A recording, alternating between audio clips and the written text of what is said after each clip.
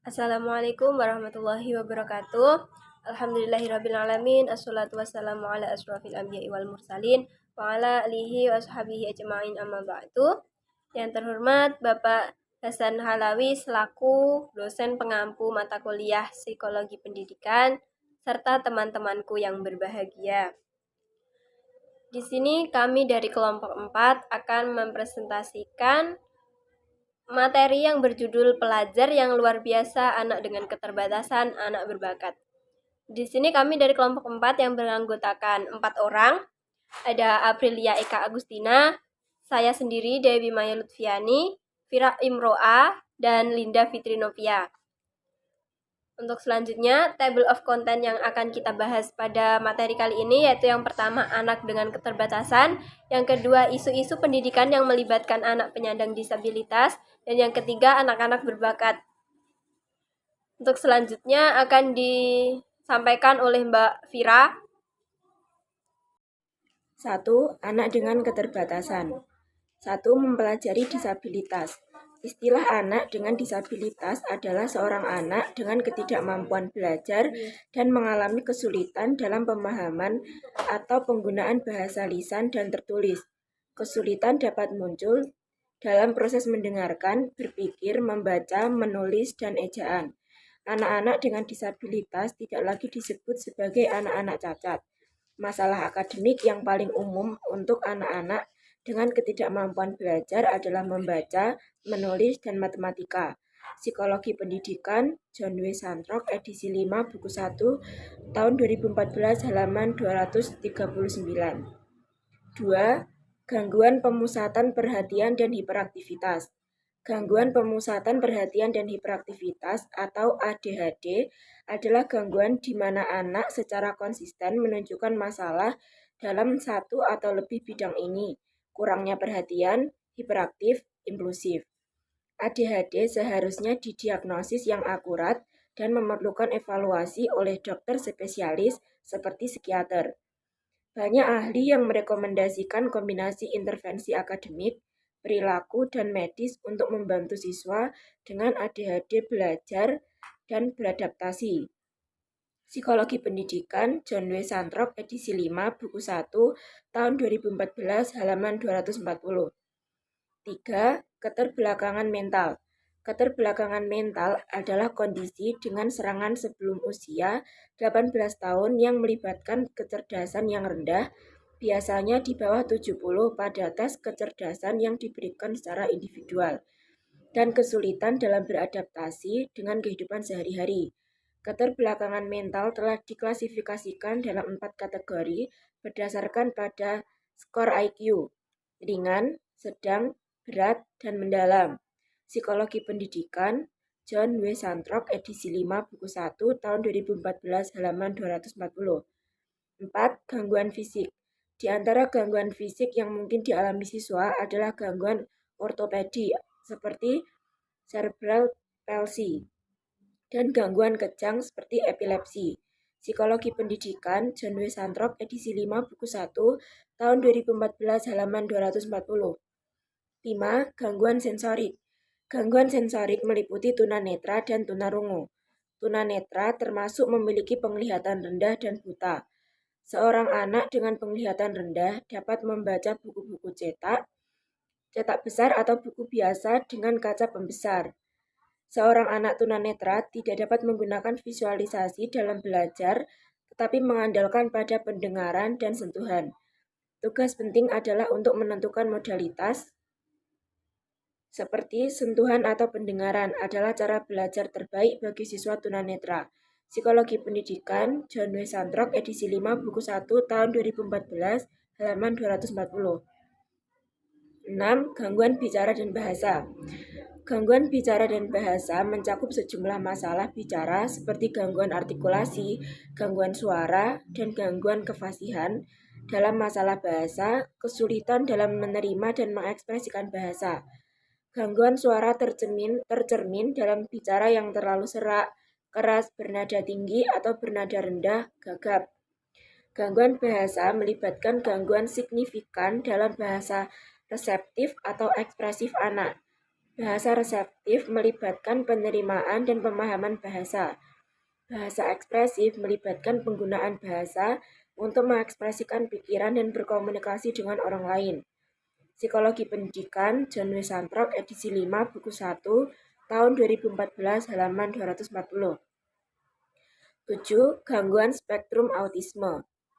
Gangguan spektrum autisme atau Autism Spectrum Disorder (ASD) adalah istilah yang mengacu pada berbagai gangguan autism termasuk bentuk klasik, bentuk autisme parah, serta sindrom Asperger.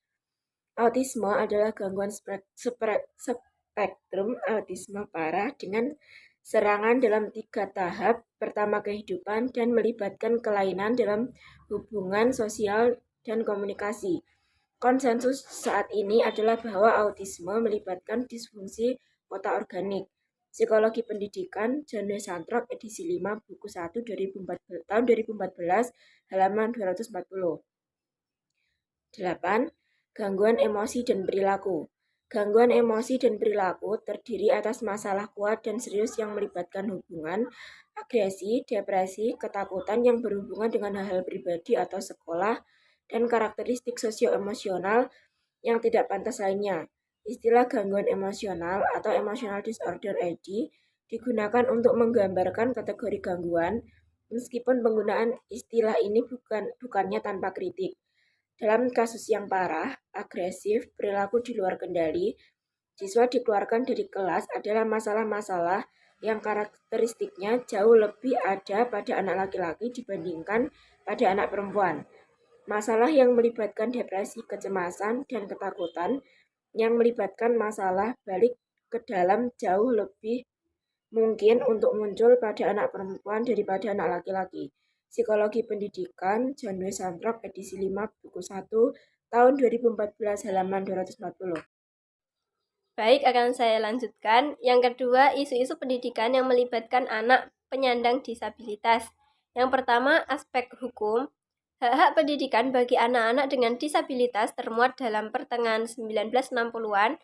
Pada tahun 1975, Kongres membentuk Hukum Publik 94-142, Undang-Undang Pendidikan untuk Semua Anak dengan Disabilitas, Education for All Handicapped Children Act, yang mengamanatkan bahwa semua anak diberi pendidikan publik yang sesuai dan gratis. Hukum Publik 94-142 adalah perombakan dari rancangan tahun 1990, yaitu Undang-Undang Pendidikan Individu dengan Disabilitas, Individuals with Disabilities Education Act (IDEA), yang menjelaskan persyaratan luas untuk layanan kepada semua anak-anak dengan disabilitas. Dalam Psikologi Pendidikan, John W. Santrok, edisi 5, buku 1, tahun 2014, halaman 240. Yang kedua, teknologi. Teknologi instruksional meliputi berbagai jenis perangkat keras dan piranti lunak dikombinasikan dengan metode pengajaran yang inovatif untuk mengakomodasi kebutuhan anak-anak di dalam kelas. Teknologi bantu terdiri atas berbagai layanan dan perangkat untuk membantu anak-anak dengan disabilitas dalam lingkungan mereka. Psikologi Pendidikan, John W. Santrok, edisi 5, buku 1, tahun 2014, halaman 24. Yang selanjutnya akan disampaikan oleh Mbak Linda. Kemudian saya akan menyampaikan poin nomor 3, yaitu anak-anak berbakat. 1. Karakteristik.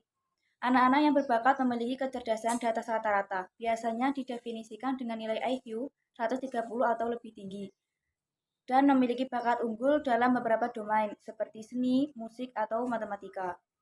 Beberapa kritikus berpendapat bahwa program berbakat merangkul terlalu banyak anak-anak yang sebenarnya hanya agak berprestasi. Biasanya merupakan anak kulit putih non-Latin. Wiener menggambarkan anak-anak yang berbakat memiliki 3 karakteristik utama. Prekositas, berbaris untuk pemain drum sendiri, dan gairah untuk menguasai. Psikologi Pendidikan, John W. Santrok, edisi 5, buku 1, 2014, 241. 2. Masalah alam, asuhan, perubahan perkembangan, bakat wilayah spesifik. Bakat kemungkinan merupakan konsekuensi dari kedua faktor keturunan dan lingkungan. Perubahan perkembangan menjadi ciri keberbakatan. Praktik yang disengaja seringkali penting dalam pencapaian bakat. Dalam studi Terman, banyak anak-anak berbakat menjadi sukses di masa dewasa, tetapi kebanyakan tidak menjadi pencipta utama. Semakin meningkat, aspek bakat domain khusus ditekankan di masa dewasa. Psikologi Pendidikan, John W. Santrock, edisi 5 buku 1, 2014. 3. Mendidik anak berbakat. Program pendidikan yang tersedia bagi anak-anak yang berbakat termasuk kelas khusus atau program penarikan, program akselerasi, pengayaan, mentor, dan magang, serta bekerja atau belajar atau program komunitas layanan. Beberapa ahli menyarankan bahwa meningkatkan standar dalam kelas reguler akan membantu anak-anak yang berbakat. Meskipun program seperti pengajaran dan instruksi tambahan mungkin diperlukan untuk anak-anak yang masih kurang tertantang, suatu perhatian adalah bahwa Undang-Undang NGLB telah merugikan pendidikan siswa yang berbakat dengan memfokuskan perhatian pada siswa dengan kekurangan. Psikologi Pendidikan, John W. Santrock, edisi 5, buku 1, 2014. Mengevaluasi pengalaman dengan orang-orang yang memiliki berbagai disabilitas dan gangguan. John W. Santrock. 1. Mempelajari disabilitas. Saya tahu seseorang yang memiliki ketidakmampuan belajar dan telah berbicara dengannya tentang disabilitas. Saya telah mengamati siswa dengan ketidakmampuan belajar di kelas dan berbicara dengan guru mengenai strategi untuk mendidik siswa tersebut. 2. Gangguan pemusatan perhatian dan hiperaktivitas atau Attention Deficit Hyperactivity Disorder atau ADHD. Saya tahu seseorang dengan ADHD dan telah berbicara dengannya mengenai disabilitas. Saya telah mengamati siswa dengan ADHD di kelas dan berbicara dengan guru mengenai strategi untuk mendidik siswa tersebut. 3. Keterbelakangan mental. Saya tahu seseorang yang memiliki keterbelakangan mental dan telah berbicara dengannya atau orang tuanya tentang disabilitas anak mereka. Saya telah mengamati siswa dengan keterbelakangan mental di kelas dan berbicara dengan guru mereka mengenai strategi untuk mendidik siswa tersebut. 4. Gangguan fisik. Saya tahu seseorang dengan gangguan fisik dan telah berbicara dengannya mengenai disabilitas.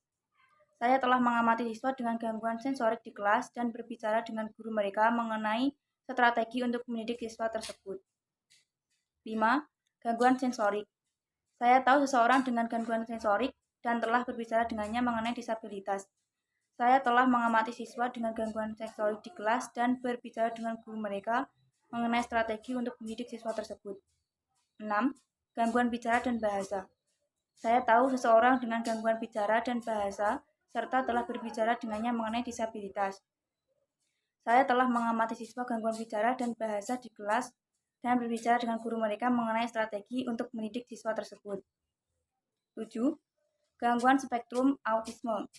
Saya tahu seseorang dengan gangguan spektrum. Saya telah mengamati siswa dengan gangguan spektrum autisme di kelas dan berbicara dengan guru mereka mengenai strategi untuk mendidik siswa tersebut. 8.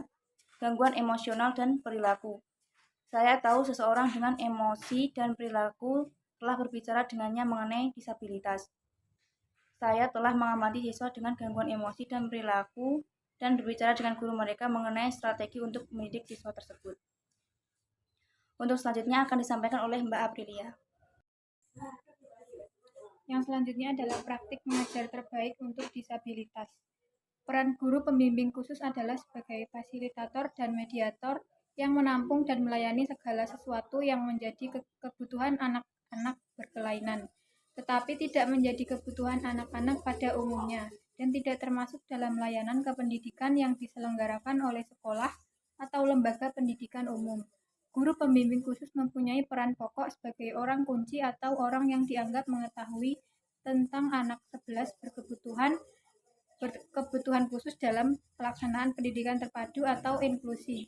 Sari Rudiarti, 2015, halaman 21. Syadoih mengatakan salah satu peran guru pembimbing khusus adalah sebagai pembimbing. Peran sebagai seorang pembimbing, guru pembimbing khusus perlu memiliki beberapa karakteristik, di antaranya sabar, perhatian dan kasih sayang, ramah, toleransi terhadap anak, adil, dan memahami perasaan anak berkebutuhan khusus, menghargai anak. Nana Syadoih, Sukmadinata, 2004, halaman 49. Bahri mengatakan banyak peranan yang diperlukan guru sebagai pendidik atau siapa saja yang menjadi guru, termasuk guru pembimbing khusus. Peran-peran tersebut adalah motivator, fasilitator, mediator, pembimbing, pendamping. Yang pertama, motivator. Manizar mengatakan peran guru sebagai motivator hendaknya pertama bersikap terbuka, kedua membantu anak agar mampu memahami dan memanfaatkan potensi secara optimal, ketiga menciptakan hubungan serasi dan penuh semangat dalam belajar, keempat menanamkan kepada anak pengertian belajar untuk bekal masa depan yang baik, kelima pujian wajar terhadap keberhasilan siswa. Keenam, sikap aktif dari anak sangat diperlukan karena minat belajar harus dari dalam diri anak itu sendiri. Eli Manizar 2015 halaman 179. B. Fasilitator. Sanjaya menyebutkan sebagai fasilitator guru berperan memberikan pelayanan untuk memudahkan siswa dalam proses kegiatan belajar. Sikap yang harus dimiliki guru sebagai fasilitator yaitu bersikap sabar, menghargai dan rendah hati, mau belajar, bersikap sederajat, bersikap akrab dan tidak berusaha menceramahi, berwibawa dan bersikap terbuka. Wina Sanjaya 2008 halaman 210. C. Mediator. Sanjaya mengatakan guru sebagai mediator hendaknya memiliki pengetahuan dan pemahaman yang cukup tentang media pendidikan, karena media pendidikan merupakan alat komunikasi guna mengefektifkan proses belajar mengajar. Wina Sanjaya halaman 210. D. Pembimbing. Guru pembimbing khusus harus mampu berperan sebagai pembimbing karena guru pembimbing khusus harus mampu menjadikan anak berkebutuhan khusus berkembang kepribadiannya secara optimal. Tanpa bimbingan anak berkebutuhan khusus akan mengalami banyak kesulitan dalam menghadapi perkembangan selanjutnya. Syaiful Bahri, Jamarah, dan Aswan Zain halaman 41. Sami Asik mengatakan beberapa hal yang perlu guru pada saat belajar sesuai dengan fungsinya sebagai guru pembimbing diantaranya mengarahkan anak lebih mandiri, sikap yang positif dan wajar terhadap anak, perlakuan hangat, ramah, rendah hati, dan menyenangkan, pengembangan individu menjadi lebih dewasa dan menyesuaikan diri terhadap keadaan yang khusus. Sami Asih 2014 halaman 64. Syamsuddin mengatakan dalam konteks Indonesia, guru pembimbing khusus memiliki peran sebagai pengubah perilaku atau behavioral change. Peserta didik dan perilaku baik perlu diawali oleh guru itu sendiri. Guru atau pendidik perlu menunjukkan perilaku yang terpuji dan menjadi suri tauladan anak didiknya. Demikian pula bagi guru pembimbing khusus dalam memberikan bimbingan atau pendampingan anak berkebutuhan khusus. Anak berkebutuhan khusus memerlukan peran sebagai behavioral change.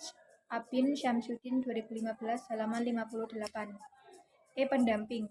Peran guru pembimbing khusus hampir sama dengan peran guru pada umumnya, yang membedakan hanya sasaran khusus. Guru pembimbing khusus adalah anak-anak berkebutuhan khusus. Beberapa peran guru pendamping menurut Jordan adalah Syamsuddin. Dalam Syamsuddin, yaitu pertama, mendampingi guru kelas dalam menyiapkan kegiatan yang berkaitan dengan materi belajar. Kedua, mendampingi anak berkebutuhan khusus dalam menyelesaikan tugasnya dengan pemberian instruksi yang singkat dan jelas. Ketiga, memilih dan melibatkan teman sebaya untuk kegiatan sosialisasinya. Keempat, menyusun kegiatan yang dapat dilakukan di dalam kelas maupun di luar kelas. Kelima, mempersiapkan anak berkebutuhan khusus pada kondisi rutinitas yang berbuah positif. Keenam, menekankan keberhasilan anak berkebutuhan khusus dan pemberian reward yang sesuai dan pemberian konsekuensi terhadap perilaku yang tidak sesuai. Ketujuh, meminimalisasi kegagalan anak berkebutuhan khusus. Kedelapan, memberikan pengajaran yang menyenangkan kepada anak berkebutuhan khusus. Kesembilan, menjalankan individual program pembelajaran yang terindividualkan atau PPI. Guru pembimbing khusus sebagai Center of Education yang mempunyai tugas penting dalam pendampingan anak berkebutuhan khusus, mempunyai tugas dan peran dalam penyelenggaraan sekolah inklusi yang dijabarkan dalam Permendiknas nomor 70 tahun 2009 yang meliputi: pertama, menyusun instrumen asesmen pendidikan bersama dengan guru kelas dan mata pelajaran. Kedua, membangun sistem koordinasi antara guru, pihak sekolah dan orang tua peserta didik. Ketiga, melaksanakan pendampingan anak berkebutuhan khusus pada kegiatan pembelajaran bersama dengan guru kelas atau guru mata pelajaran. Memberikan bantuan layanan khusus bagi anak berkebutuhan khusus bagi anak-anak berkelainan yang mengalami hambatan dalam mengikuti kegiatan pembelajaran di kelas umum berupa remedi atau pengayaan. Keempat, memberikan bimbingan secara berkesinambungan dan catatan khusus kepada anak-anak berkelainan selama mengikuti kegiatan pembelajaran yang dapat dipahami jika terjadi pergantian guru. Kelima, memberikan bantuan sebagai pengalaman pada guru mata pelajaran agar mereka dapat memberikan pelayanan pendidikan anak-anak berkebutuhan khusus. Prita Indriawati 2013 halaman 52. Guru sebagai pendidik adalah tokoh yang paling banyak bergaul dan berinteraksi dengan murid dibandingkan dengan personil lainnya di sekolah. Guru bertugas merencanakan dan melaksanakan proses pembelajaran, menilai hasil belajar, melakukan bimbingan dan pelatihan, melakukan penelitian dan pengkajian, dan membuka komunikasi dengan masyarakat. Saiful Sagala 2009 halaman 6. Oleh karena itu, Sentrok 2010 halaman 245 memberikan beberapa cara menangani anak berkebutuhan khusus oleh guru kelas, yaitu A. Jalankan rencana pendidikan individual atau Individualist Educational Plan atau IEP untuk setiap anak. B. Dorong sekolah Anda untuk memberikan tambahan dukungan dan training cara mengajar anak berkebutuhan khusus. C. Gunakan dukungan yang tersedia dan cari dukungan yang lain. D. Pelajari dan pahami tipe-tipe anak berkebutuhan khusus di kelas. E. Berhati-hatilah dalam memberikan label pada anak berkebutuhan khusus. F. Lakukan beberapa strategi. 1. Penuh perhatian. 2. Memiliki ekspektasi positif terhadap pembelajaran. 3. Membantu anak mengembangkan keahlian komunikasi, sosial, dan juga keahlian akademiknya. 4. Rencanakan dan susun kelas secara efektif. 5. Bersemangat dalam membantu anak termotivasi belajar. 6. Pantau pembelajaran anak dan berikan umpan balik baik yang efektif. G. Bantu anak berkebutuhan khusus untuk memahami dan menerima anak yang menderita ketidakmampuan. Serta H. Selalu cari informasi terbaru tentang teknologi yang tersedia untuk mendidik anak berkebutuhan khusus. Beberapa contoh dalam menangani anak berkebutuhan khusus di atas memberikan gambaran kepada guru kelas untuk lebih memahami cara penanganan anak berkebutuhan khusus secara tepat. Dari contoh-contoh tersebut dapat disimpulkan bahwa seorang guru kelas hendaknya memberikan program yang khusus untuk anak berkebutuhan khusus. Selain itu, guru kelas juga harus memberikan bimbingan dan bantuan bagi anak berkebutuhan khusus secara kontinu dalam proses pendidikannya. Guru kelas juga diharapkan mampu memperluas pengetahuannya tentang anak berkebutuhan khusus dan cara penanganannya. Hal tersebut penting agar guru kelas memiliki kemampuan dalam menangani anak berkebutuhan khusus dalam 24 pembelajaran maupun pengelolaan di kelas. Yang tidak kalah penting adalah menunjukkan sikap penerimaan dan sikap positif terhadap anak berkebutuhan khusus. Bagaimanapun juga, keterbatasan yang dimiliki oleh anak berkebutuhan khusus bukan menjadi alasan bagi semua orang untuk memberikan penolakan atau menyikapi kehadirannya secara negatif. Beberapa strategi yang dapat dilakukan dalam menangani anak berkebutuhan khusus dan anak reguler dalam kelas inklusi menurut Ormrod 2008 halaman 261 sampai 263 diantaranya. 1. Kumpulkan sebanyak mungkin informasi mengenai setiap anak. 2. Sesuaikan cara mengajar dalam karakteristik dan kebutuhan masing-masing anak, baik untuk anak berkebutuhan khusus maupun anak reguler. 3. Bersikap fleksibel ketika mengajar. 4. Identifikasi dan ajarkan pengetahuan dan keterampilan yang mungkin belum diperoleh anak karena hambatan tertentu. 5. Lakukan konsultasi dan kerjasama dengan spesialis. 6. Komunikasikan segalanya dengan orang tua secara teratur. 7. Libatkan anak didik dalam pembuatan rencana dan pengambilan keputusan.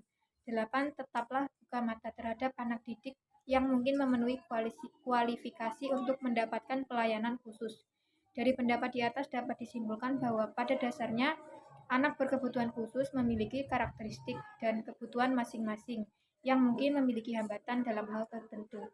Oleh karena itu, guru bertanggung jawab untuk mengumpulkan informasi tentang kekhususan anak 25 dan mengajar apa yang belum dikuasai anak, sehingga sebuah strategi tidak bisa dipaksakan untuk anak berkebutuhan khusus. Guru kelas harus mampu memilih program pembelajaran dan memberikan pelayanan untuk anak berkebutuhan khusus.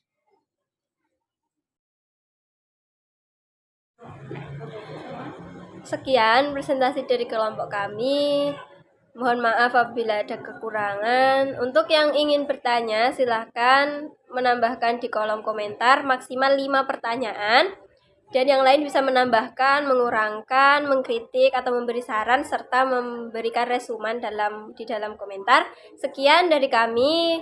Mohon maaf atas segala kekurangan. Wassalamualaikum warahmatullahi wabarakatuh.